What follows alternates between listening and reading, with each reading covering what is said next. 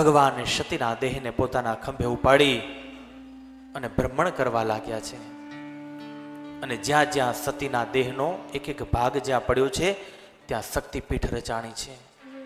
કુલ સતીના 51 ભાગ થયા અને 51 શક્તિપીઠની રચના થઈ. આજે ભારતના એમાં પ્રમુખ બ્રહ્મરંધ પડ્યું છે એ કઈ જગ્યાએ? તો કે પાકિસ્તાન, આજના સમયનું પાકિસ્તાન, જ્યાં મહિંગળાજની શક્તિપીઠ છે. એવી 51 શક્તિપીઠની રચના થઈ. ભગવાનને ખૂબ સમજાવ્યા બાદ ભગવાન શાંત થયા છે અને દક્ષના યજ્ઞની પૂર્તિ થઈ. દક્ષને સજીવન કર્યા, પણ દક્ષનું મસ્તક તો હોમાઈ ગયું છે. તો હવે દક્ષને બોકડાનું મસ્તક ફિટ કર્યું છે.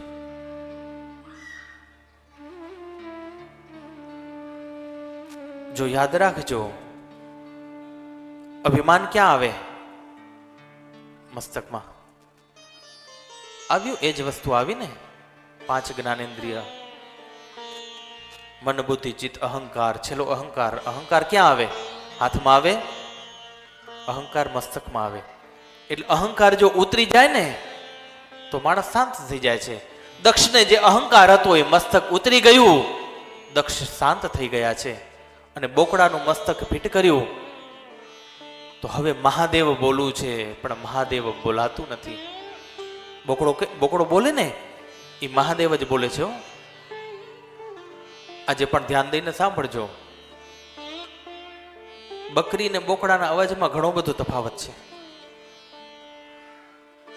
પણ બોકડો બોલી ધ્યાનથી સાંભળજો, એ મહાદેવ જ બોલે છે, પણ મહાદેવ બોલાતું નથી. કારણ કે જ્યારે મહાદેવ બોલવાનું હતું ત્યારે અભિમાન નડે છે અને અભિમાન ઉતરી ગયું તો મહાદેવ બોલાતું નથી. બસ આ જ આપણા જીવનની વાસ્તવિકતા છે. જ્યારે આપણે કરવું છે ત્યારે સમય નથી ને સમય છે ત્યારે આપણે કરી નથી શકતા.